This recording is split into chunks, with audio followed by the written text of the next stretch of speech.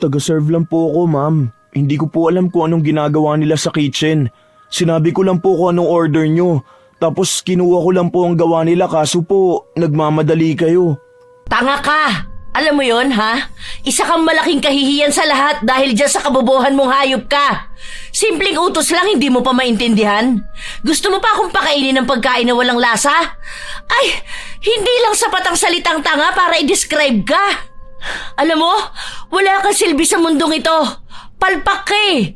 Kaya tama lang talaga na manatili kang mahirap. Wala namang bayad ang pagiging mabuting tao. Pero sadyang may mga tao na katulad ni Farah na sa tuwing lumalabas at bumibili, iniisip na rin niyang pag-aari niya ang mga taong naglilingkod sa kanya. Ito rin ang pag-uugali na magdadala sa kanya sa isang parusa na susubok sa kanya. Magagawa pa kaya niyang magbago o darating din ang araw na kahit magsisi na siya ay wala na siyang pag-asa?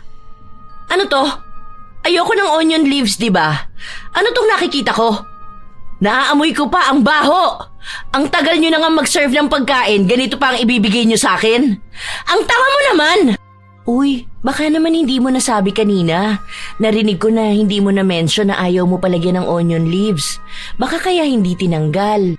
Hindi ata ako kilala ng tanga na to eh. Regular customer nila ako rito tapos hindi niya alam kung anong gusto ko. Dapat makikita pa lang nila akong papasok, nakahanda na yung pagkain ko para kahit hindi na ako mag-order, nakaserve na. Para saan pa na nagbabayad ako rito kung hindi naman sila maayos na maninilbihan sa akin? Paano? Mga walang utak. Mga tanga kasi. Palibasa mga hindi nakapag-aral sa magandang paaralan. Ay, nakakabwisit. Baka naman bago lang siya. Saka sa dami ba naman ang pumapasok dito, hindi ka naman siguro nila basta mamumukaan, di ba? Pwede mo naman ipaalala sa kanila palagi yun. Kausapin mo na lang sila ng maayos. Mga tao lang din naman sila. Nagtatrabaho para sa pamilya nila.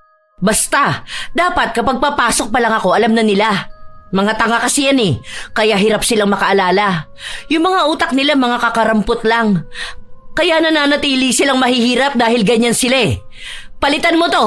Gusto ko yung walang onion leaves. Ayusin mo ha.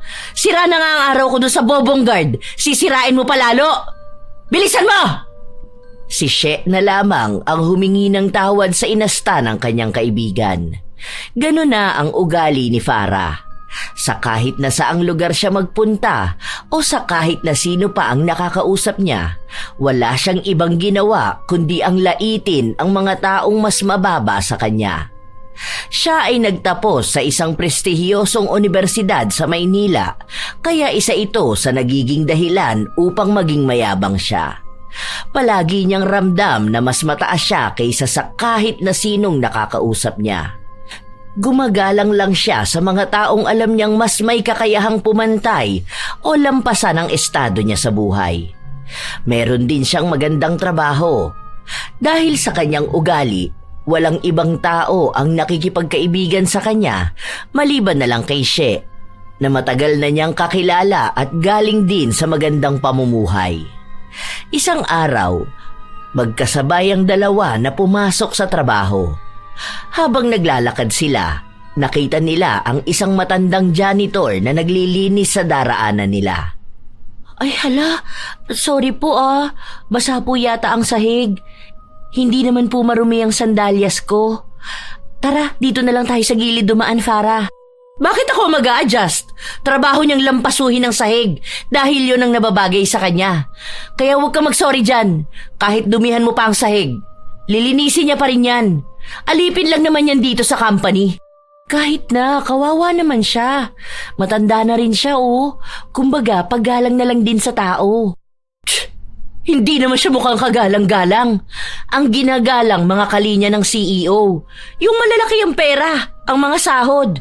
Hindi yung ganyan na sinasahod sa isang araw, pangkape ko lang ng isang inuman. Wala rin naman niyang pinag-aralan, kaya anong karapatan niyang galangin? Oy, ikaw, She, tigilan mo yung pagiging ganyan mo ha. Baka isipin ng mga ganyang mahihirap na tao okay lang na yung mayayaman pa ang gagalang sa kanila. Simula pa lang, alam na nila ang lugar nila. Iba pa rin kasi. Hindi naman sa estado ng buhay nakatingin kung gagalangin ng isang tao. Kahit naman sino pwede. Malamang kaya nga siya nagtatrabaho dahil may pamilyang naghihintay ng makakain galing sa pinaghirapan niya. At least sila lumalaban ng patas, di ba? Galing sa paghihirap nila ang sahod nila. Wala na akong pakialam doon. Kung hindi nila kayang pantayan ng sahod ko, mababang klase lang sila ng tao. Saka bakit kailangan panggalangin ng mga taong hindi naman matatalino, di ba? May batas ba na pinatupad? Makukulong ba pagka hindi ka gumalang ng mahihirap?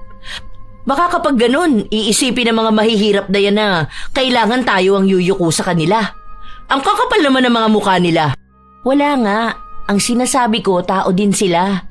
Wala naman niya sa taas ng pinag-aralan o sa magandang trabaho o kung magkano ang sahod nila eh.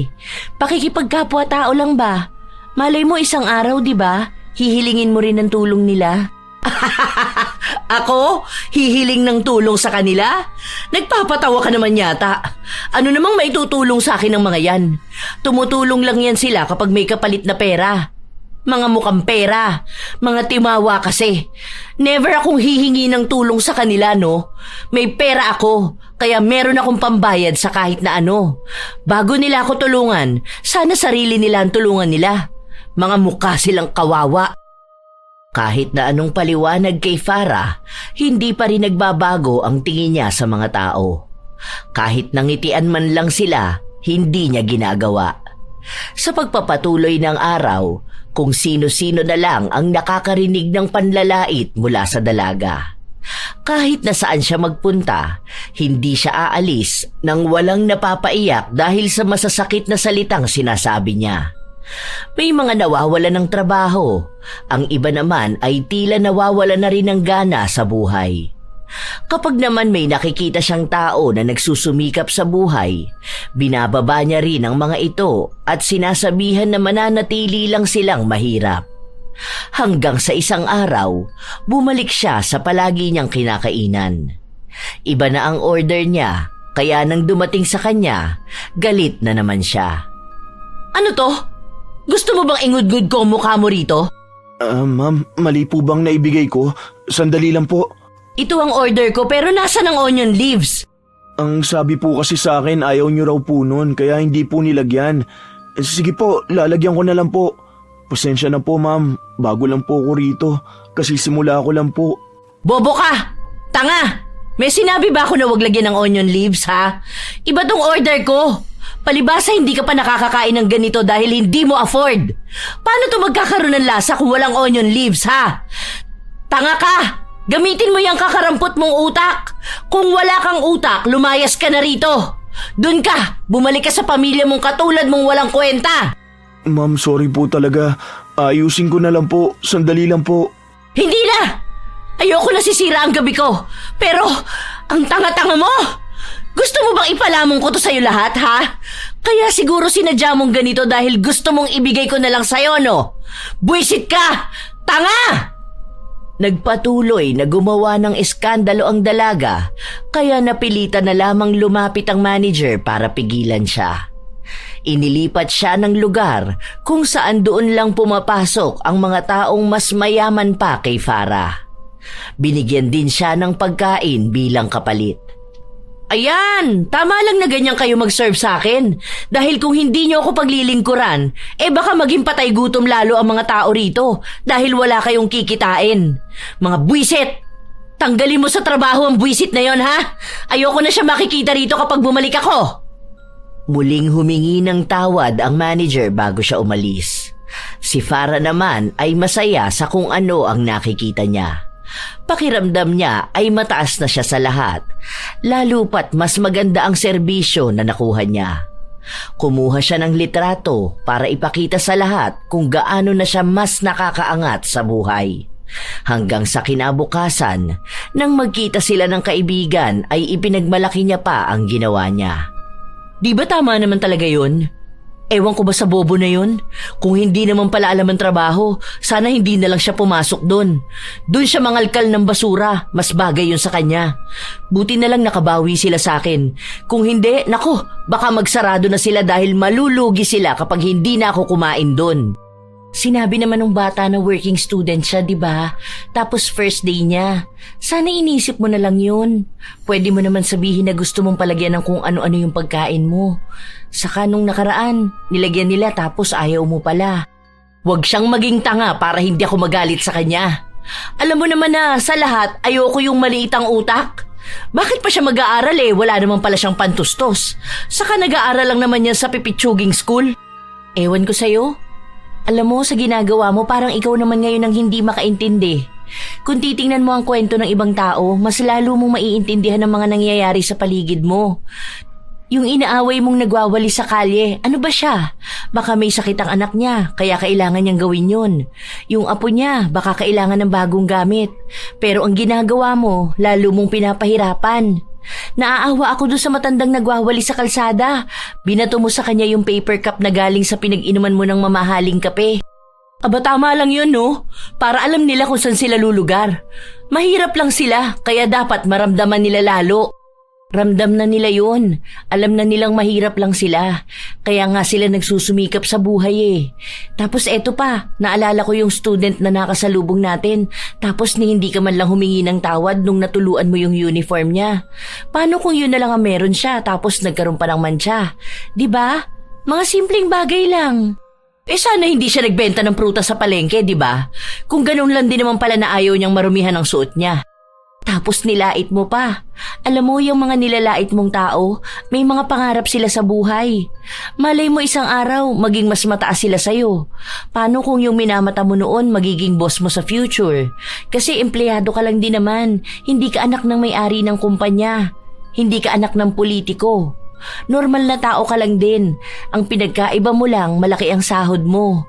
Pero paano kung dumating ang araw na mawala yan sa'yo, ha? O maubos ang savings mo. Hindi natin alam kung anong mangyayari sa mga susunod, kaya dapat maging mabuti kang tao. Bahala sila dyan. Basta wala akong pakialam sa kanila. Dahil kahit na kailan, hindi ako magkakaroon ng boss na katulad nila. Hindi naman ako aalis dito sa trabaho ko, no? At hindi rin naman ako matatanggal. Ang tagal ko na kaya rito. Favorite din ako ni boss. Hinayaan na lamang ni She ang kanyang kaibigan sa kung anuman ang pinaniniwalaan nito. Pero sa tuwing naririnig o nakikita niya si Farah na nanglalait ng mga mahihirap ay pinagsasabihan niya pa rin ito. Isang hapon, nang umuwi si Farah sa bahay, naabutan niyang katatapos lang maglinis ng kinuha niyang kasambahay. Bakit nandito ka pa? Di ba sabi ko sa'yo ayokong maaabutan ka kapag uuwi ako? Naaalibadbaran ako sa pagmumukha mo. At isa pa, sinabi ko sa'yo na huwag kang uupo sa sofa ko. Hindi yan pwedeng upuan ng mga mahihirap. Mamaya may virus ka, maiwan mo pa sa gamit ko. Ano, nakalimutan mo na ba? Alam mo na ayaw ko ng tanga, di ba? Humingi ng tawad ang babae dahil napagod lang daw siya. Paalis na rin naman siya at nagpapahinga lang. Hindi niya napansin ang oras kaya hindi niya agad nakita na uuwi na si Farah. Baka kasi bobo ka at hindi ka marunong tumingin ng oras. Simple na nga lang ang sinabi ko sa'yo, hindi mo pa rin gets.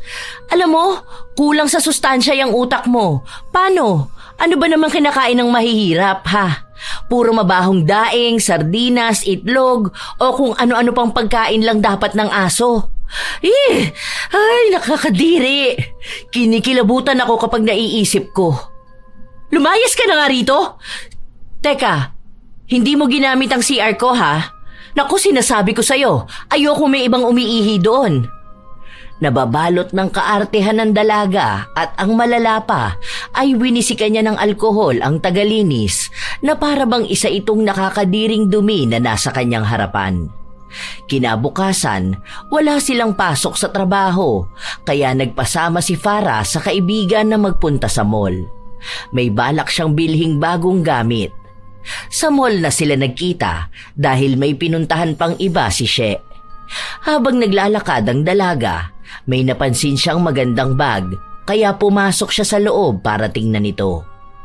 Habang naglalakad siya sa loob, may isang babae na panayang sunod sa kanya. Ano ba? Bakit sunod ka na sunod sa akin? Hindi mo ba kayang mapirmi dun sa malayo? Ayoko sinusundan ako, ha?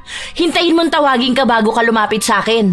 Nakakairita ka masyado, Para kang aso. Humingi ng tawad ang babae. Tumayo na lang siya sa isang gilid. Ilang sandali pa ay may hinawakan na bag ang dalaga. Tiningnan niya ito at mukhang nagustuhan. Nasaan na yung staff? Ano? Nasaan ka na? Ngayong tinatawag kita, ang bagal mo namang kumilos. Gusto ko ng ibang kulay nito.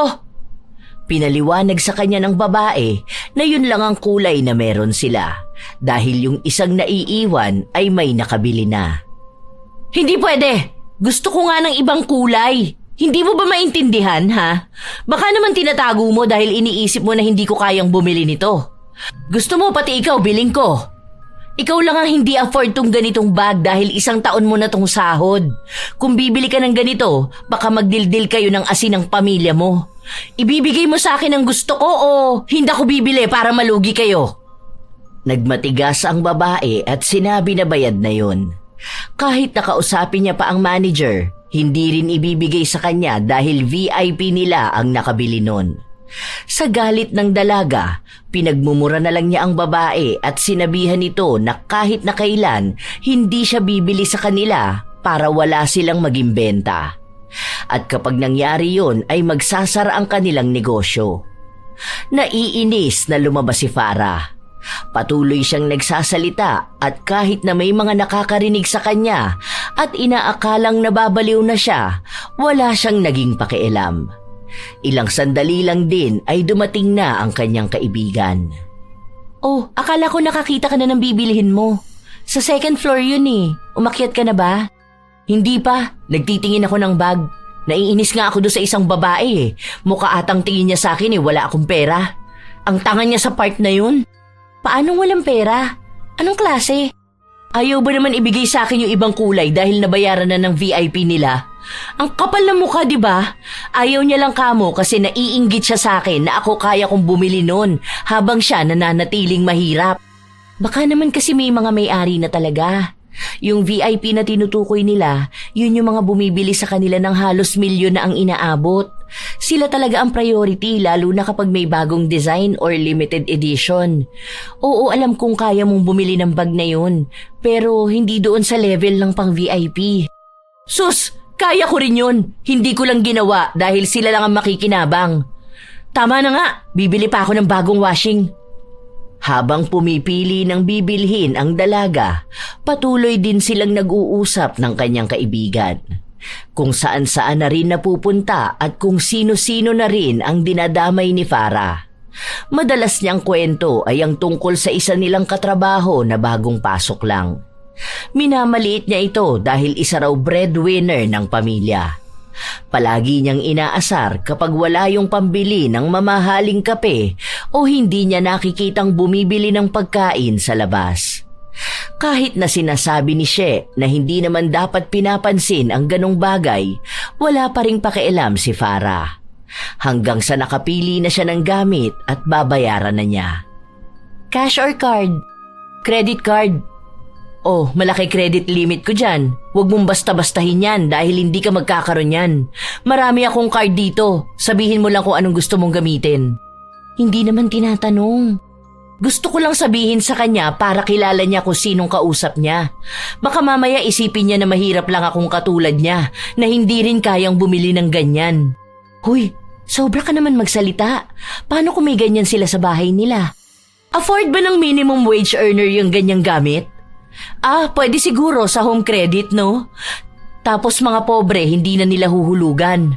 Ang kakapal ng mga muka, kaya hindi sila umaasenso eh. Oh, ingatan mo yung bagong bili kong washing ha. Kapag nasira mo talaga yan, baka wala kang sahuri ng ilang buwan. Nako, sinasabi ko sa'yo, mamumuti talaga ang mga mata mo dahil kahit asin hindi ka makakabili. Napapailing na lamang si She at siya na lang ang humingi ng tawad sa babaeng nag-aasikaso sa kanila. Kahit na hindi siya ang pinagsasalitaan, ramdam niya na nasasaktan din ang babae. Sino ba naman ang hindi bababa ang tingin sa sarili kung makakarinig ng ganong mga salita? Yun ang palaging pinapaalala ni She sa kaibigan, na bawat isa ay may pinagdaraanan sa buhay. May mababa mang sahod o malaki. Hindi na kailangan pang ipaalala sa mga tao kung kakarampot lang ang sinasahod nila dahil alam naman na nila sa sarili nila ang ganong kalagayan. Ang lagi lang sagot ni Farah, kung sana raw ay nag-aral ng mabuti ang mga taong yun, magkakaroon sana sila ng magandang buhay. Bago sila umuwi, pumunta muna sila sa kainan na palaging pinupuntahan ni Farah. Nang makita siya ng mga tao roon, halos mataranta na naman sila. Kawawa naman ang mga tao rito, binigyan mo yata ng trauma. Siguro ayusin mo na lang kapag kinausap mo sila o kung may hihingin kang favor. Ha? Naririnig mo ba sinasabi mo? Regular customer nila ako. Dapat kilala na nila ako. Dapat alam nila kung ano ang gusto ko. Dahil sa oras na hindi nila ako sundin, alam na nila ang mangyayari sa kanila. Mawawalan sila ng trabaho at mapapahiya pa sila. Sakit mo sa ulo? Nang dumating na ang kanilang order, halos manginig pa ang kamay ng waiter. Andito ka pa rin palang bobo ka? Kailangan ko po kasi ng trabaho, ma'am. May sakit po ang nanay ko at ako na lang po ang tumutustos sa amin ng mga kapatid ko. Nag-aaral po kaming lahat. Mag-aaral ka tapos di ka pa rin naman naasenso sa buhay. Mananatili ka lang sa pagsisilbi sa aming mga mayayaman. Sige na kuya, okay na tong order namin. Salamat ha. Ngumiti lang ang binata bago siya umalis. Si She naman ay pinagsabihan ulit ang kaibigan na walang ibang pinapakinggan. Sa pagpapatuloy ng mga araw, walang nagbabago kay Farah.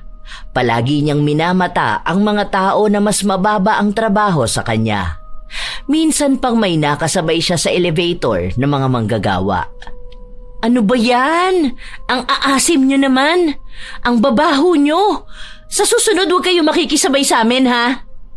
Humingi ng dispensa ang isang lalaki at sinabing nagmamadali lang sila dahil kanina pa sila nagugutom. Alamin niyo ang lugar niyo. Kung sana nag-aral kayo ng mabuti, hindi kayo mangangamoy pawis. Ano ba naman kayo mga construction worker kayo?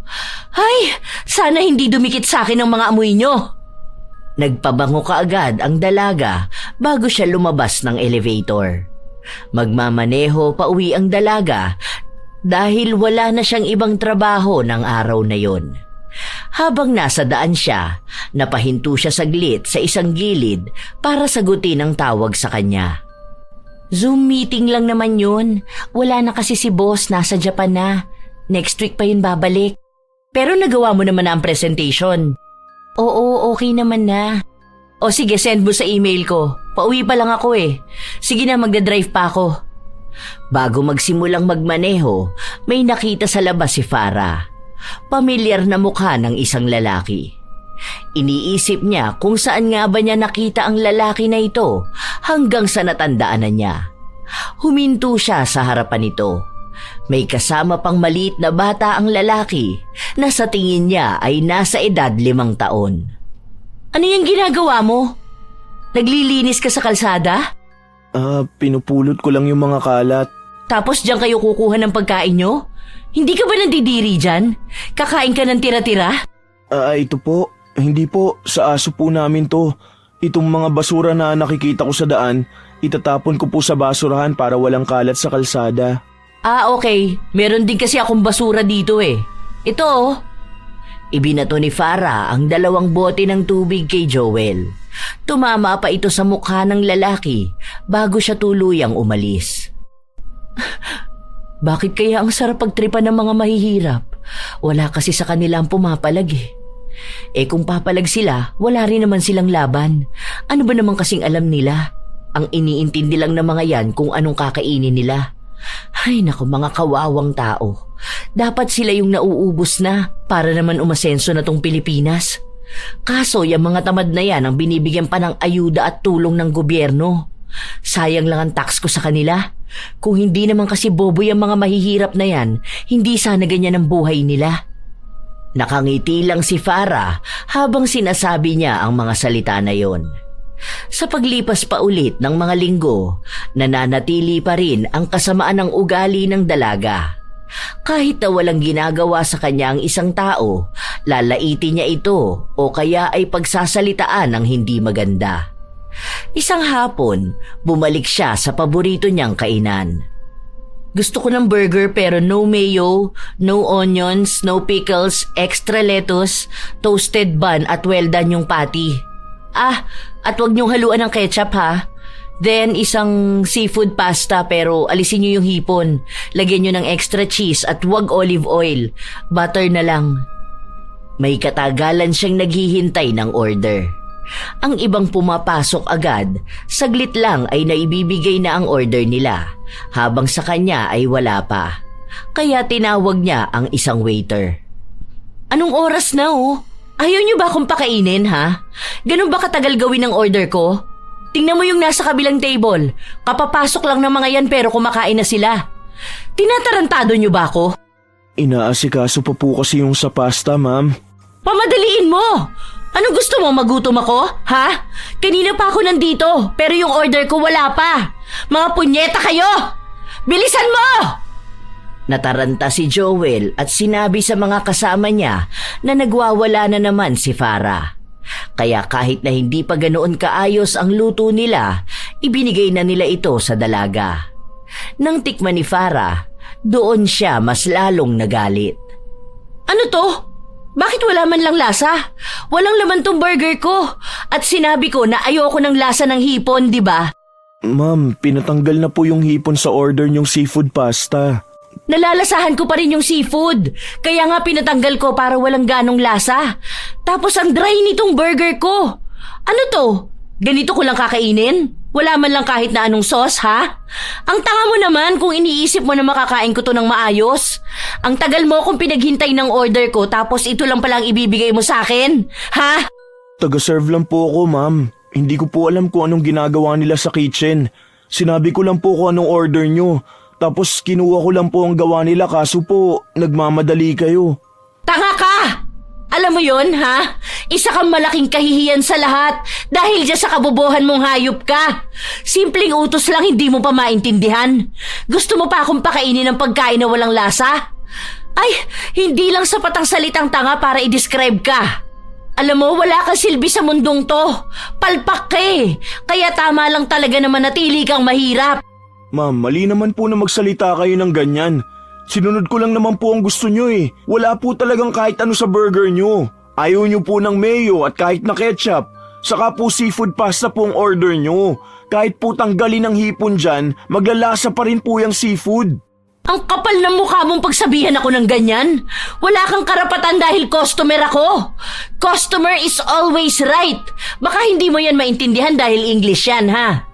Bobo ka pa naman. Alam mo, gutom na ako tapos ganito pa ang kakainin ko. Nakakawalang gana bumalik dito sa restaurant nyo. Paano? Lahat kayo rito mga tanga. Lalo ka na. Sa lahat ng nakilala ko, ikaw ang pinakawalang kwentang tao. Kaya mahirap ka eh, kasi wala kang utak. Walang utak. Yang kapasidad ng utak mo kakarampot lang. Kaya kahit anong gawin mo, hindi ka talaga aasenso. Wala kang silbi, kaya mamamatay kayo ng pamilya mo sa kahirapan. Hindi na nakakibo pa ang binata. Kusa na lang tumulo ang kanyang mga luha. Sobrang bigat makarinig ng mga ganoong salita, lalo na't may pinagdaraanan din siya sa buhay na walang ibang nakakaalam. Dahil sa galit ni Farah, dumating ulit ang manager para humingi ng tawad sa nangyari. Pinalitan ang pagkain niya at sinabi na hindi na ulit mangyayari ang ganon. Huwag niyong paalisin sa harapan ko yan lalaki na yan. Gusto ko yumuko lang siya habang kumakain ako. Bastos yung hayop na yan eh. Sinasagot-sagot mo naman ang customer. Sana sa susunod yung kukunin yung tao marunong naman gumalang sa customer. Kung puro ganyan ang kukunin nyo, naku ewan ko na lang kung hindi kayo magsara ng tuluyan. Baka maubusan kayo ng tao. Diyan ka lang, yumuko ka para naman may silbi ka ring animal ka. Para matuto ka kung sinong kinakalaban mo. Wala nang iba pang nagawa ang binata. Dahil kung hindi siya susunod, maaari siyang matanggalan ng trabaho. Hindi yun pwede, lalo pat kailangan niya ng pera para may pampalibing siya sa ina na kamamatay lang. Umiiyak si Joel habang nakayuko siya ng halos 2 oras. Siguro naman magtatanda ka na niyan, ano? Hindi mo ako kaya. Dahil ang mga hampas lupang gaya mo, walang kakayahan na sumalungat sa gusto ko. Magpasalamat ka na lang sa akin, yan lang ang parusa mo. Hinayaan pa rin kitang magtrabaho. Kilalanin mo ako sa susunod, ha? Ayoko ng bobo. Ayoko ng tatanga-tanga. Matapos ang mga salita na yun ay umalis na si Farah. Masaya siya sa nangyari dahil pakiramdam niya ay may nabigyan na naman siya ng leksyon. At nakikita ng mga tao sa paligid niya, wala talaga silang kakayahan para kalabanin siya. Kung ano ang gusto niya, yun lang dapat ang masunod. Ilang araw pa ang nakalipas, kung sino-sinong tao na naman ang pinagsalitaan niya ng masama. Wala siyang pakialam kung ang mga salita na yon ay magdadala sa isang tao sa kadiliman ng buhay nila. Kung masasaktan ba sila o kung tuluyan silang mawawala ng pag-asa sa buhay. Ang mahalaga lang para kay Farah ay tumaas ang tingin ng iba sa kanya. Isang araw, habang abala sa trabaho si Farah, napansin niyang may laman pa ring basura ang kanyang basurahan, habang sa iba ay wala na. Kaya tinawag niya ang matanda na nangongolekta nito sa opisina. Hay, ano ba naman yan? Puro na lang rason. Walang ibang ginawa kundi gumawa ng rason na hindi nakita. Andyan lang yan sa ilalim ng mesa ko. Gamitin mo kasi ang mata mo at utak mo para hindi ka maging ganyang kabobo. Kaya taga-kolekta ka lang ng basura eh. Bilisan mo! Kamayin mo yan kung kinakailangan. Nakakainis to! Hindi niya talaga makikita yan. Nakasiksik ba naman yan sa ilalim? Saka hindi siya masyadong makakayuko. Matanda na yan oh. Yun na nga, matanda na siya, nagtatrabaho pa siya. Kung sana nung bata pa siya, inayos na niya ang savings niya para kapag tanda niya, hindi na siya ganyan naghihirap. Yan ang isa sa problema ng mga mahihirap eh. Walang mga plano sa buhay. Hindi naman siguro sa walang plano. Alam mo naman kung gaano kahirap ang buhay tapos maliit lang ang sahod ng mga normal na manggagawa, di ba? Kung malaki ang pamilya nila, baka dun lang din napupunta. Hindi mo naman sila masisisi. Buti nga hindi sila nagnanakaw. May maayos at marangal silang trabaho. Alam mo, kung wala yung maliliit na trabahador, baka tayo ang mahirapan. Kung walang magbabasura, baka nagkalat dyan sa tabi ang mga basura natin. Kung walang kasambahay, baka hindi natin maasikaso ang mga bahay natin. Kung walang waiter, sinong magsiserve ng pagkain natin? Hindi naman dapat pinupuri ang mga ganyang trabaho, no? Binabayaran naman sila para gawin yun. Kung nag-aral sana sila, hindi sila ganyan. Aba, natural maging tagawali sila kung yun lang naman ang kaya nila. Anong gusto nila, papantay sila sa atin? Alam mo, She, sa mundong to, hindi mo kailangan maging mabuti sa mga taong mas mababa sa'yo. Dahil deserve naman nilang maliitin dahil maliit naman talaga ang pamumuhay nila, di ba? Hindi sila gumagawa ng paraan para makaangat sila. Sila lang talaga ang may kasalanan nun. Hindi mo pwedeng sisihin ng mga tao dahil iba-iba naman tayo eh. Ikaw kaya marangya ang buhay mo dahil wala ka namang pamilya, wala kang asawa kahit anak. Yung mga magulang mo hindi ka pinipilit na tulungan ng mga kapatid mo. Hindi rin sila nanghihingi ng pera sa'yo. Oh, kasalanan ko pa? Sinabi ko bang kasalanan mo? Kasi yung mga magulang ko nagsumikap talaga sila para hindi namin maranasan ang maging mahirap, no? Yun naman ang ginagawa ng iba. Yan si ate, tagakuha ng basura. May anak yan na malapit na makagraduate. Oh, kapag graduate na ang mga yun, gagawa naman sila ng paraan kung paano sila uunlad sa buhay. Pero hindi ganun kadali. Ang hirap ipaliwanag. Hindi ko alam kung kailangan ko pang isa-isahin sa'yo lahat. Paano? Hindi ka nga naman pala nakaranas ng hirap. Spoiled brat ka. Kami kasi, kahit na may kaya kami sa buhay, hindi naman kami sinanay na maging mataas ang tingin sa sarili. Pinapakita sa amin kung gaano kahirap ang buhay kaya naiintindihan namin yung hirap ng mga tao. Kasi sa totoo lang, sa sahod ngayon, mahirap talaga makaahon sa kahirapan dahil ang bilis din tumaas ng bilihin. Okay, basta wag ka sa akin magalit kung nagsasabi ako ng totoo na mahirap lang sila. O sige na, tinatawag na ako ni boss. Sa mga araw na lumipas, tila ba doon nagkaroon ng ibang ihip ang hangin. Palagi nang mali-mali ang trabaho na nagagawa ni Farah. Palagi siyang huli na kapag bibigay ng report at madalas ay nawawalan sila ng kliyente. At hindi nagtagal ay inalis siya sa posisyon at ibinaba. Dahil sa inis at galit niya, umalis na lang siya ng trabaho. Di ba, ilang taon na ako doon? Halos kalahati ng buhay ko nasa ganong industry ako, tapos gusto nilang ihanay ako doon sa mga baguhan? Wag na, aalis na lang ako no. Kung hindi nila ako pahahalagahan, mas lalo namang hindi ko sila kailangan. Matalino ako, mataas ang pinag-aralan ko, kaya madali lang sa akin makahanap ng trabaho. Baka nga pag-agawan pa ako ng ibang mga kumpanya. Hindi ka naman kasi pinabababa agad. May pinapatapos pa kasi sa'yo kaso inunahan mo naman ang pride mo. Anong balak mo niyan? Hindi na, ayoko na doon. Isa pa, nag-apply na ako ng ibang trabaho. Sa kalabang company. Tingnan mo, oras na ma-hire ako doon, naku pagsisisihan talaga niyang boss mo na pinaalis niya ako. Magmamakaawa siya sa akin para lang bumalik ako sa trabaho. Hintayin niya lang talaga. Ewan ko na lang kung hindi siya umiyak kapag bumagsak ang kumpanya nila. Sabihan mo na lang ako kapag kailangan mo ng trabaho. Sa company ni na Joros, pwede ka dun. Kaso, balik ka sa umpisa. Maliit nga lang offer kumpara sa dati mong sahod. Pero kahit na paano, mas malaki naman sa minimum. Hindi ako kukuha ng ganyan, no? Baka kulang pa isang araw na sahod ko sa isang kainang ko lang. Ano, titipirin ko ang sarili ko? No way! Mataas pa rin ang tingin ni Farah sa kanyang sarili. Pero ilang buwan na ang lumipas, wala pa rin siyang makitang trabaho. Gusto niya na ang papasukan niya ay yung may mataas na posisyon na kaagad. Ayaw niya rin na may ibang taong hahawak sa kanya at tuturuan siya. Sa 10 taon niyang nagtatrabaho sa iisang kumpanya, palagi niyang sinasabi na alam na niya ang lahat. Kaya bakit kailangan pa siyang turuan?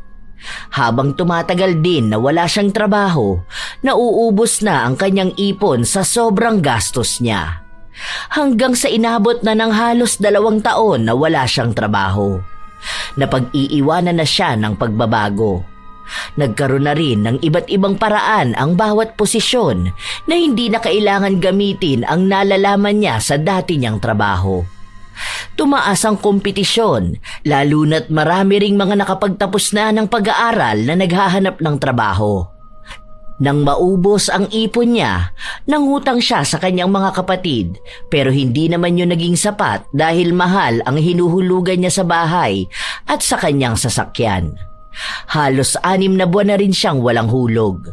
Minsan pa, nakipagkita si Farah sa kanyang kaibigan para ikwento ang mga nangyayaring kamalasan sa kanya. Naiinis na talaga ako. Yung bigay ni Daddy na pera kailangan ko pantipirin dahil kung hindi baka magutom na ako. Ang mahal na ng mga pagkain ngayon. Sabi ko na sa'yo dapat una pa lang kinuha mo na yung offer kong trabaho sa'yo. May iba na tuloy nakakuha nun. Then after a month may promotion agad siya. Sa'yo dapat yun kaso ayaw mo naman magsimula sa mababa muna. Ngayon, wala ka ng ipon. Alam mo, sa halip kasi na bumili ka ng pagkain sa labas, magluto ka na lang kaya sa bahay mo. Ayoko nga, nakakatamad yun.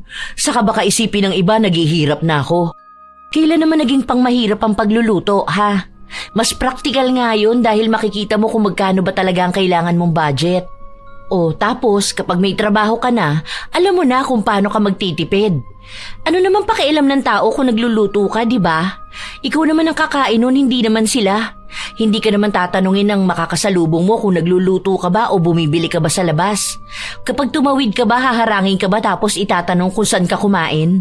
Hindi naman, di ba? Kasi lahat ng tao busy sa kanya-kanyang buhay. Kung paano makakasurvive. Basta kapag nagkaroon na ulit ako ng trabaho, sisiguraduhin kong mababawi ko lahat ng nawala sa akin. Pagsubok lang to sa akin. Saka bakit ako sinusubok, di ba? Dapat yung mga walang kwentang tao Nagtanong ka pa talaga kung bakit ikaw? Baka naman kasi pinaparana sa'yo kung gaano talaga kahirap ang buhay para hindi ka naman lait ng mga tao. Kasi ngayon pa lang wala na kayong pagkakaiba ng mga inaalipusta mo. Noon, sinasabi mo na yung mga mahihirap, mga walang trabaho. Ngayon, ikaw 2 taon ka ng tambay, puro ka pa utang. Yung mga credit card mo, sagad na. May loan ka pa tapos yung bahay mo for foreclosure na. Malapit na mailist sa auction. Yung sasakyan mo huhuguti na rin sa'yo. Alam mo, wag mo na kasing taasan ang pride mo. Kahit 10 years pa ang experience mo, kapag papasok ka sa bagong company, kailangan mo pa rin magsimula bilang trainee. Mababa talaga ang sahod. Pero kapag naman nakita nila na magaling ka talaga, itataas ka naman ng posisyon eh. Anong gusto mo, sumabay ako sa mga baguhan? Wala ka naman choice eh. Tapos mga bago ngayon magaling sa technology na isa na sa kailangan ng company. Bahala ka. Ikaw pa rin naman yan eh. Kung talagang ayaw mo makisabay sa mga bago, bahala ka na lang sa buhay mo. Pautangin mo pala ako. Kakapautang ko lang sa'yo ng 30K last time ah. Wala pa ako ngayon dahil gagamitin ko sa birthday ni Mama. Pupunta kaming Hong Kong. Ang maitutulong ko lang sa'yo ngayon, i-refer sa company ng pinsan ko. Pero sinasabi ko sa'yo kailangan mo muna magsimula sa pagiging mababa. Wala nang pagpipilian pa ang dalaga dahil walang kumpanyang kumukuha sa kanya. Ang iba, sinasabi na masyadong matagal ang 2 taon na wala siyang trabaho. Nakikitaan din nakakaiba ang kanyang ugali. Pumayag na lamang siyang pumasok sa isang maliit na kumpanya matapos nahatakin ang kanyang sasakyan at mabili na sa auction ang kanyang bahay. Lumipat siya sa isang maliit na paupahan malapit sa simbahan. Magulo, maingay at minsan pa ay mabaho ang paligid. Kahit na anong pag-iinarte niya, wala siyang magagawa. Hindi na rin siya matutulungan ng mga kapatid dahil may sarili na silang pamilya at may mga anak na pinapaaral. Ang mga magulang naman niya ay binibigyan siya ng pera pero hindi na ganun kalaki dahil ginagamit din sa kanilang gamutan. Isang araw, habang nakikisiksik sa jeep ang dalaga, may nakatabi siyang lalaki na pawisan. Ano ba? Umusog ka nga dun. Huwag kang dumikit sa akin. Ang lagkit mo kaya. Ang baho mo pa. Bakit kasi dito ka pa sumakay? Kuya, hindi ka pa ba aalis? Anong oras na Baka late pa ako niyan makarating sa office. Nagalit sa kanya ang driver at sinabi na kung nagmamadali siya at mag-iinarte sa siksikang jeep, sana raw ay mag-taxi na lang siya. Ang dami ring mga tao na pinagtatawanan siya. Kahit na kailan, hindi pa napahiya ng ganon ang dalaga. Anong tinatawa-tawa niyo dyan, ha? Mga wala ba kayong mga utak? Kayong mga mahihirap kayo, ha? Sus, palibasa hindi nyo kayang sumakay sa taxi. Paano, wala naman kayong mga pera, di ba?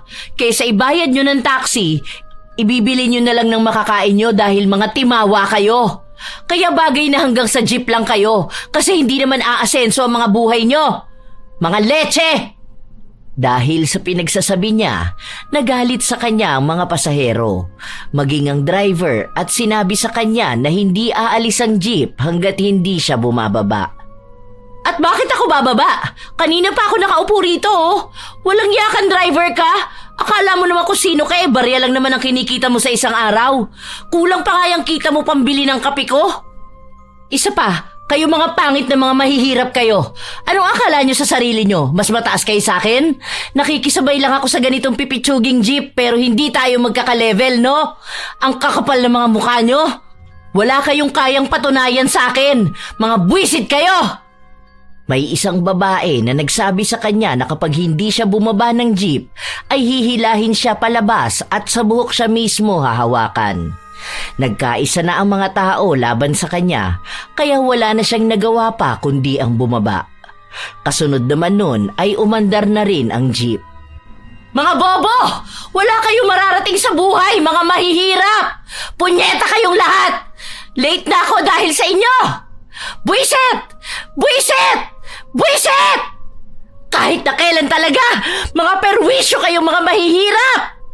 Kung hihintayin pa ng dalaga na mapuno ang susunod na jeep, anong oras na siya makakarating sa trabaho? Kaya nag-book na lang siya ng motor kahit na magkano na lang ang natitira niyang pera. Alam niyang wala na siyang ipambibili ng pagkain o masama pa ay wala na siyang magagamit pamasahe pa uwi. Dahil may natitira pang oras, nagmadali siyang magpunta sa opisina.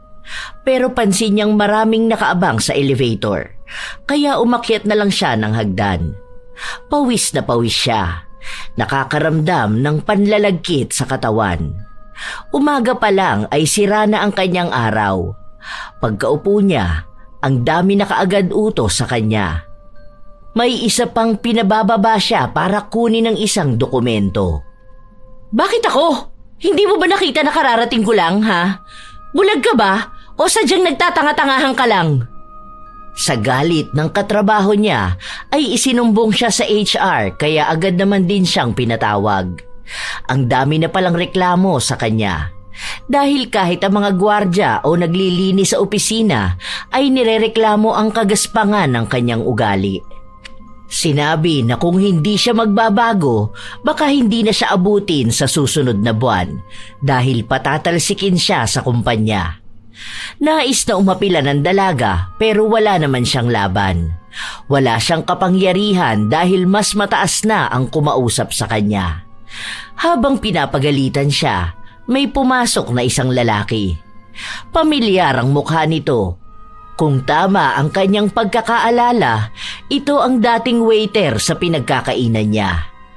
Ang lalaki na pinayuko niya ng 2 oras. Oh, anong ginagawa mo rito? Kokolekta ka ba ng basura? Ayos part-time job mo pagkatapos mo maging waiter? Pasensya ka na, madam, pero senior manager ako rito. Ayos yung pangarap mo Ikaw magiging senior manager? Isang waiter na bobo at walang kwenta lang noon? Aba kung totoo yan, unfair sa akin na nag-work ng 10 years sa isang malaking kumpanya tapos magiging office staff lang dito ng maraming trabaho pero ang baba ng sahod. Hindi naman makatarungan yan. Hindi ko rin alam. Basta nag-apply ako after graduation.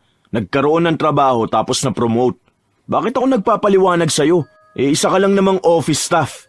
Wow! Ang tapang mo naman pala. Akala mo naman permanente na sa'yo yung trabaho mo. Ma'am, ganito pala ang mga staff dito. Mukhang kailangan natin magpatupad ng fine para sa mga empleyadong pangit ang pag-uugali, no? Or warning letter para sa termination. Subukan mo! Magrereklamo ko. Ewan ko kung hindi mapasara tong kumpanya. Nakakainsulto ang pagtawa ni Joel, lalo na't hindi makaganti si Farah. Sa araw-araw na palagi silang nagkakasalubong, galit na galit ang dalaga. Palagi siyang nagrereklamo kung kailan tataas ang kanyang posisyon. Pati ang kakilala ng kanyang kaibigan sa kumpanya na siyang nagpasok sa kanya ay nakukulitan na rin. Si She na lang ang kinausap nito para pagsabihan ng kaibigan. Isang araw, walang pasok ang dalaga, kaya pinuntahan siya ni She sa bahay nito. Wala kang ref? Binenta ko nung nakaraan, wala akong pera Pero sabi naman ni kuya kapag may pera na ulit siya, pahihiramin niya ako. Kapapanganak lang kasi ng asawa niya. Ang kalat naman ng bahay mo. Naluloka ako sa'yo, te. Ang ingay pa. Dinig na dinig yung ingay sa labas. Oo, mga squammy attitude. Naiirita nga ako sa mga mahihirap na yan Walang ibang ginawa kundi ang magsigawan. Minsan ang baho pa. Ang panghe. Hindi ko alam kung may umiihi ba sa tapat ng pinto ko. Nai-stress na ako rito, grabe. Gusto ko na ulit mag-loan ng bahay. O kaya hahanap ako ng kondo yung malapit lang sa work ko. Kaya mo na ba yun? Ang mahal ng kondo sa Pasay Ewan ko ba? Kapag na-promote na ako. Ano bang sabi ng friend mo? Pumayag na ba siya na i-endorse ako sa boss? Kasi unfair talaga kung yung kinuha ng boss maging senior manager dating waiter. Mahirap lang yun Mukhang sa mababang university lang din yun nakapagtapos. Kumpara naman sa akin. Ako, marami na ako napatunayan sa buhay Yun na nga ang dahilan kaya nagpunta ako rito. Good news? Hindi. Nagpunta ako rito para sabihin sa yung utang na loob naman. Huwag mo namang guluhin at kulitin si Kuya Mike. Naiinis na siya sa akin Kung makikita naman daw ng boss ang kaya mong gawin, siya mismo ang magdadala sa'yo sa mas magandang posisyon. Pero 3 months ka pa lang daw sa company, tapos halos lahat ng tao doon nakaaway mo na. Baka sa ginagawa mo, bigla ka nalang mawalan ng trabaho. Ewan ko na lang talaga kung saan kita ipapasok na trabaho. Papangit talaga record mo kapag natanggal ka dahil sa attitude mo. Oh, ako pa ngayon ang may kasalanan na tanga sila kaya napagsasabihan ko? Te, Hindi ka senior manager, hindi ka CEO para mag-attitude sa mga tao doon ha. Bit-bit mo pa rin yung ganyang ugali mo. Please naman, magbago ka na. Para din naman sa'yo eh. Tingnan mo nga nung nakaraan, yung nagtitinda ng pagkain sa labas ng company nyo, inaway at nilait mo pa. Wala na kayong pagkakaiba ng mga taong nasa paligid mo. Kaya ang lakas ng bagsak mo eh. Ang taas naman kasi ng tingin mo sa sarili mo. Bakit? Kasalanan ko ba na totoo namang mataas akong tao? Hindi ako papantay sa kanila, no? Ako, nakapagtapos ako ng pag-aaral. May maayos na trabaho. Hindi ko alam bakit ako nakikisiksik sa pangit na bahay. Kung bakit nakikisabay ako sa mga tanga na mahihirap na nasa jeep. Hindi dapat ganito ang buhay ko. Dapat mas maganda. Hindi mo pa rin ba talaga gets? Akala ko ba matalino ka? Malay mo nangyayari ang ganyan sa'yo dahil akala mo hindi na mawawala sa'yo ang magandang buhay para laitin ang mga taong nakatira sa maliit na bahay. Akala mo habang buhay kang nakasasakyan, habang nagagalit ka at minamaliit ang mga naka-jeep. Tapos akala mo sa'yo lang pwede ang mataas na posisyon, kaya wala kang galang sa mga maliliit na trabaho. Baka kasi sa ugali mo. Ngayon na pinaparanas na sa'yo, wala ka pa ring pinagbago. Yun ang nakakainis. Hindi ko matatanggap yung ganyan. Hindi naman ako pinanganak na mahirap eh. Tapos gusto mong maranasan ko? Hindi ko gustong maranasan mo dahil nararanasan mo na. Baka way yan para maintindihan mo kung anong ibig sabihin ng mahirap na pamumuhay. Kung anong pakiramdam nila kapag nakatira sila sa magulong komunidad. Kung paano sila mapagod kapag nagko-commute. Kung paano magtrato ang mabababang posisyon. Yun ang ibig kong sabihin. Kung totoong matalino ka dahil galing ka sa mamahalin at magandang universidad, kaya mo yang intindihin. Hindi lang utak ang panlaban dyan, pati ang puso. Malalim na ang sinabi ni She, pero tila ayaw pa ring intindihin ni Farah ang nangyayari. Iniisip niya pa rin na mas mataas siya sa kahit na sino. Dumating pa ang araw na may isa siyang kapitbahay na nagbabasura ang minura at nilait niya. Kinabukasan, nagising na lang siya na ang daming basura sa tapat ng pinto. Mabaho, may mga patay na daga at mga nakakadiring basura. Nakaapak pa siya ng dumi ng aso. Galit na galit siya pero wala siyang ibang magawa kundi linisin ito. Lahat ng mga ginagawa niyang panlalait sa ibang tao, bumabalik lang sa kanya. Pahirap ng pahirap ang kanyang buhay. Isang araw, tambak siya ng trabaho at may isang report siya na kailangan niyang ibigay kay Joel. Oh, yan na yung pinapatapos mo sa akin. Ganyan ba dapat mag-abot? Ganyan ba dapat ang tono kapag nakikipag-usap sa mas mataas sa'yo? Anong gusto mong gawin ko? Yumuko na lang din ako sa harap mo ng 2 oras? 5 oras? Buong duty? Overtime? Alam mo, hindi ko alam kung bakit ganyan pa rin ang ugali mo. May natitira pa ba sa'yong ipagmamalaki mo, ha? Aba marami pa. Ang utak ko. Ang kakayahan ko sa trabaho na hindi mo rin naman matututunan. Talaga? Kasi sa pagkakaalam ko, ilang beses nang nagre-reklamo ang katabi mo. Dahil ang hirap mong turuan gumamit ng PowerPoint. Ang dami mo rin daw hindi maintindihan sa Excel. Hindi mo rin kaya mag-share files. Ano bang ipinagmamalaki mong kakayahan? Yung mga luma ba? Na hindi na kailangan ngayon? Anong utak? Yung pinag-aralan mo?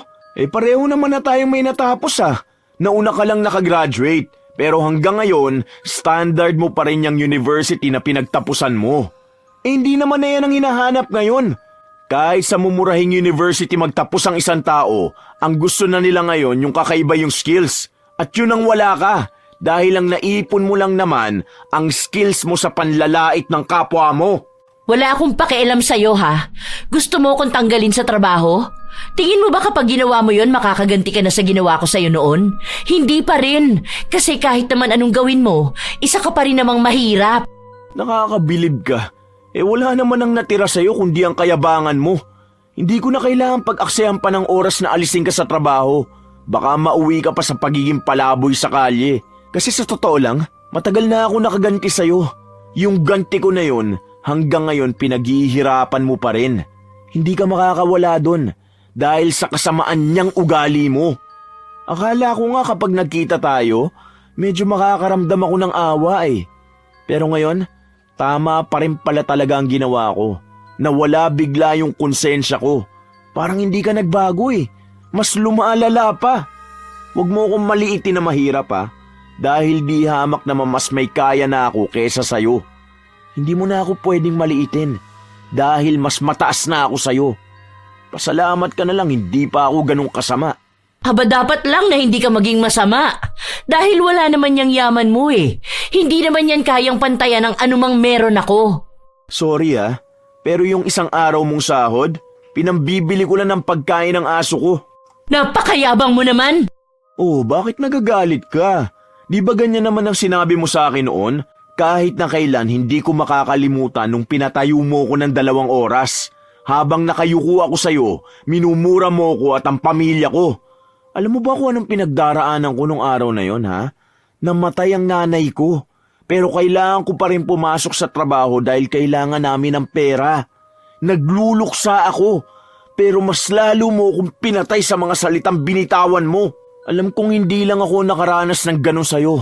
Dahil may iba pa siguro na mas malala ang dinanas sa'yo. Napakasama mong tao. Hindi mo man lang iniisip na baka may nararamdaman din ang kausap mo. Tapos ang masakit dun, sa akin mo sinisisi yung katangahan mo. Oo, ikaw ang tanga. Dahil mag-order ka ba naman ng seafood pasta pero ayaw mo ng lasa ng seafood?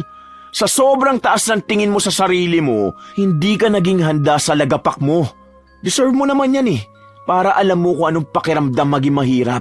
Para naman maipamukha sa'yo na sa mundong to, wala kang kayang ipagmalaki. Dahil kahit anong bagay, pwedeng mawala sa'yo. Pansamantala lang naman to, dahil alam ko naman na makakaahon din ako. Eh ikaw, nagkapera ka lang naman ng konti, akala mo kung sino ka na, di ba? Sa paningin ko, isa ka pa ring mababang tao. Isa ka pa ring mahirap na alipin lang dapat. Halatang walang direksyon ang buhay mo. Naliligaw ka na talaga ng tuluyan. Okay, kung yan ang paniniwala mo, wala akong magagawa. Alam mo kung sinong totoong mahirap, ha?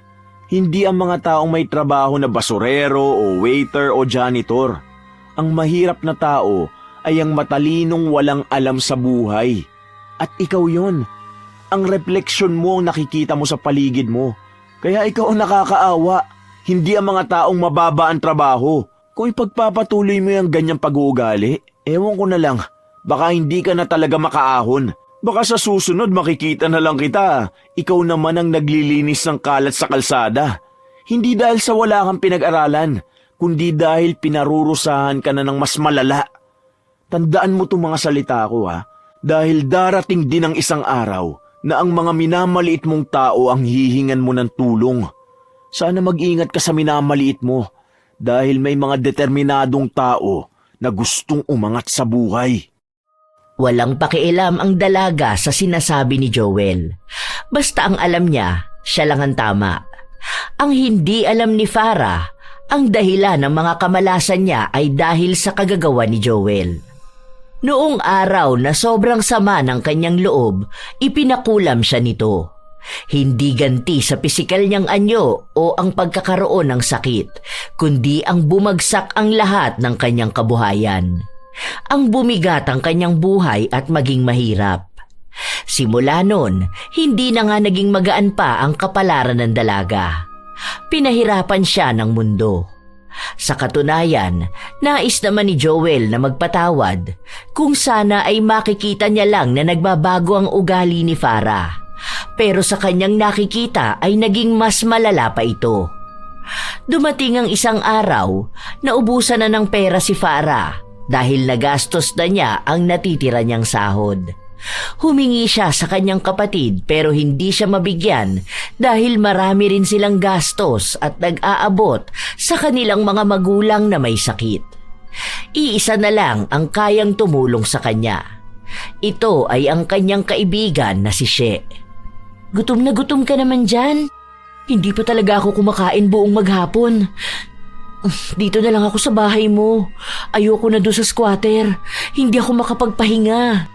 Huy, hindi pwede. Kasama ko kaya ang boyfriend ko rito. Alam mo naman yun, ayaw niya na may ibang kasama sa bahay.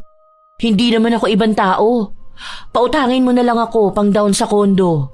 Te, ano naman ang ipapautang ko sa'yo? Lahat nasa savings ko para sa kasal namin.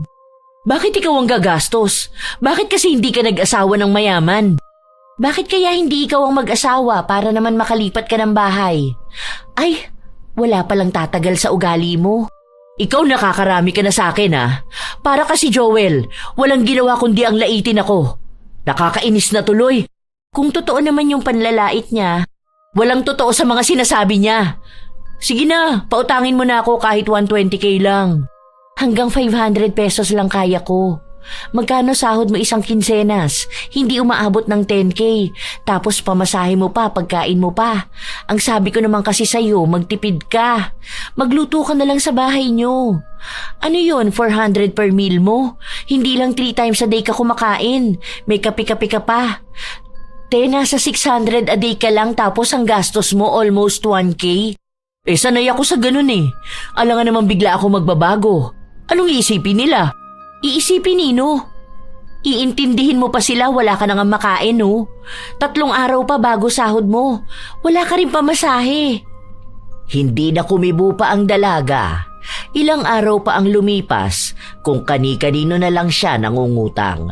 Pati mga gamit niya ay isinasanla na niya. Hanggang sa isang araw, magkano na lang ang hawak niya at nagkayayaan sa opisina nilang bumili ng kape. Hindi na sana siya makikisabay dahil pamasahe na lang ang hawak niya. Pero dahil tinanong siya ni Joel sa harapan ng maraming tao, napilitan na lang siyang bumili. Oh, para namang hindi ka masaya dyan, ma'am. Pwede po ba, sir? Huwag niyo akong pakialaman. Baka kasi wala kang pamasahe. Utang ka sa akin, gusto mo? Balita ko, naghahanap ka ng uutangan kanina. Kaso wala rin silang mapahiram dahil bukas pa ang sahod. Hindi ko gawain yun. Marami akong pera. Wala akong pakialam sa'yo, sir. Baka ikaw pa ang pautangin ko. Okay, bahala ka. Huwag ko lang malaman na nag 1, 2, 3 ka sa jeep ha.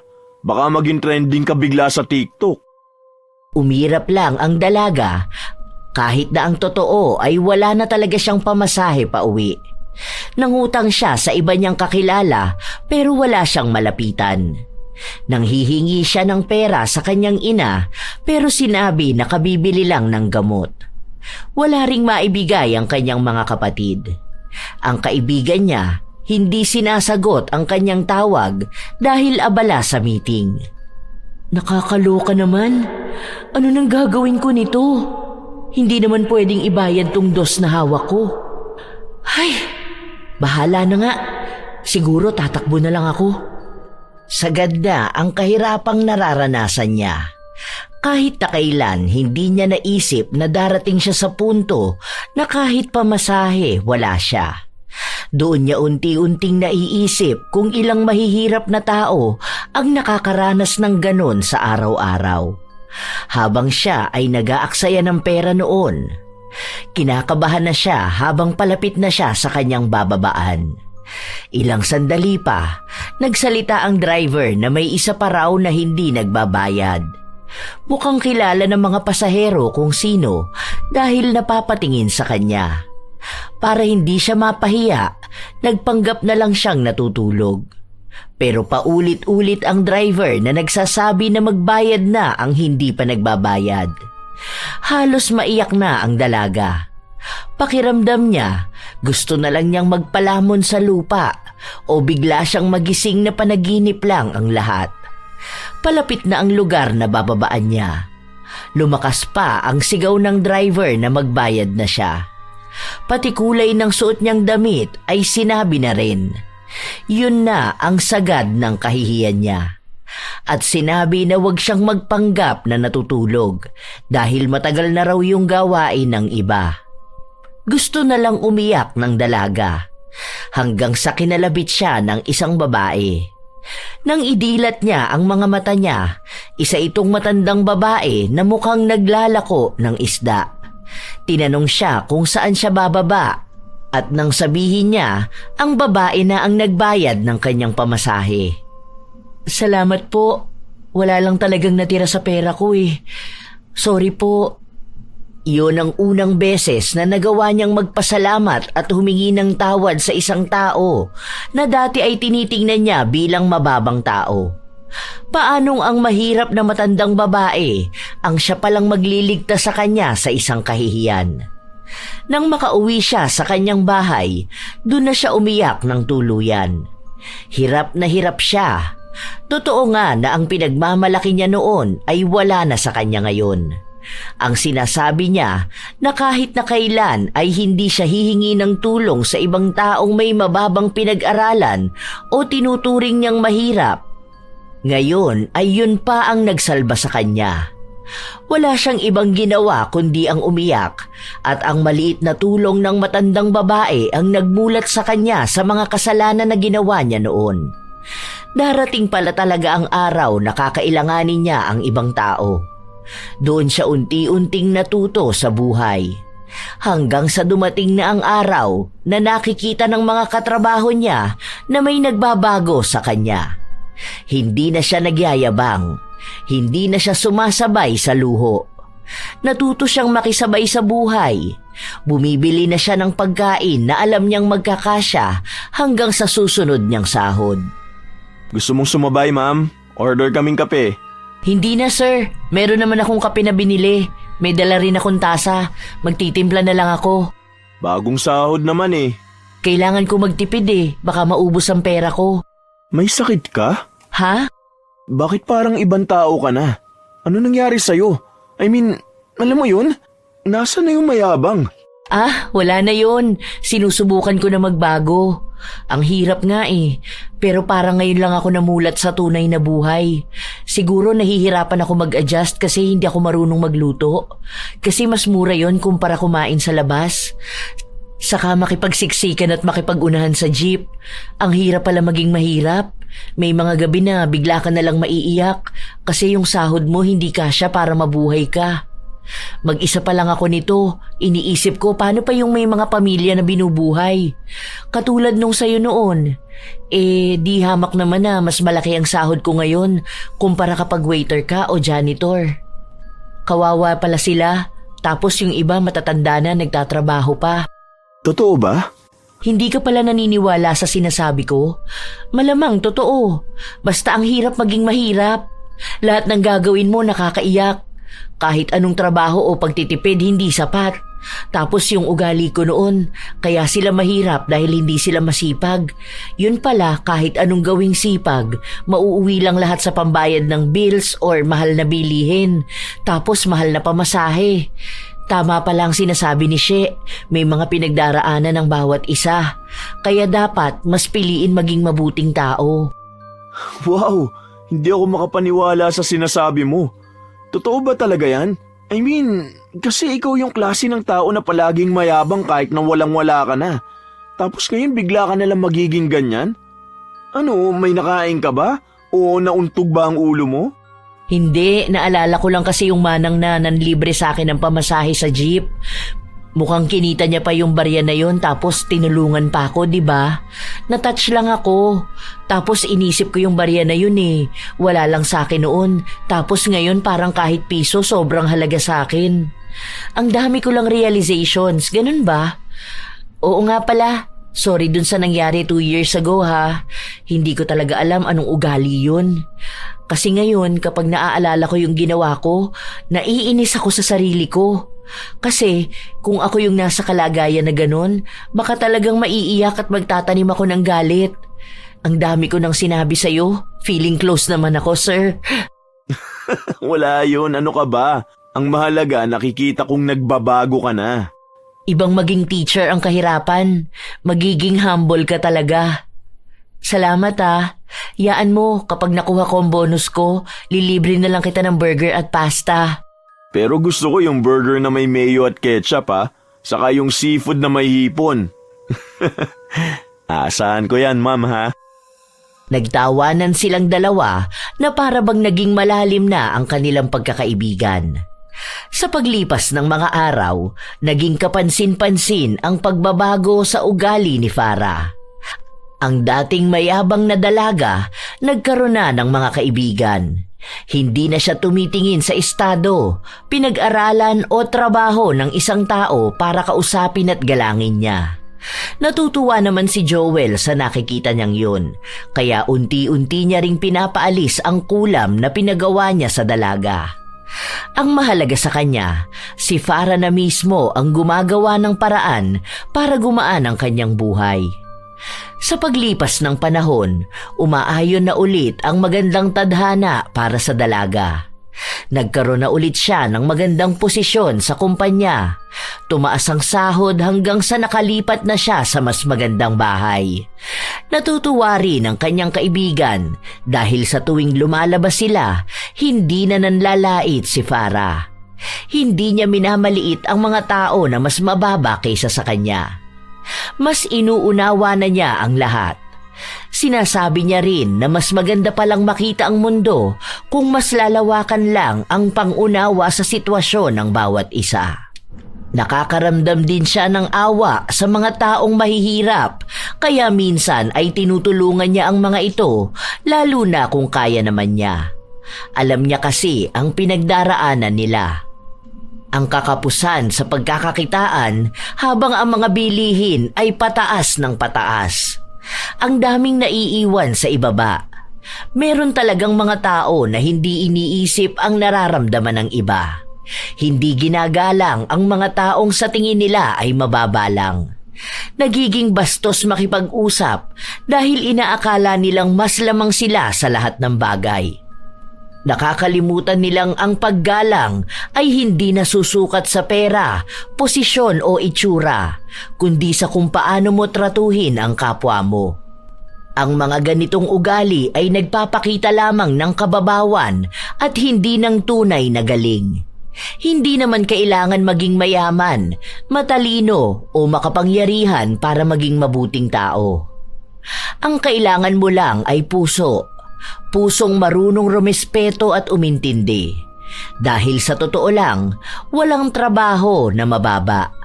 Ang waiter, janitor, cashier o kahit sino pang simpleng manggagawa, sila ang haligi ng araw-araw nating buhay. Kung wala sila, wala ring maayos na mundong gagalawan ang mga nagmamagaling. Kaya kung may pagkakataon kang mamili, kung magiging mabait o mapagmataas, piliin mo pa ring maging mabait. Hindi mo kailangang apakan ang iba para umangat. Minsan, yung mga marunong yumuko ang mas pinapahalagahan ng tadhana. Sa kanila umaayon ang magandang biyaya.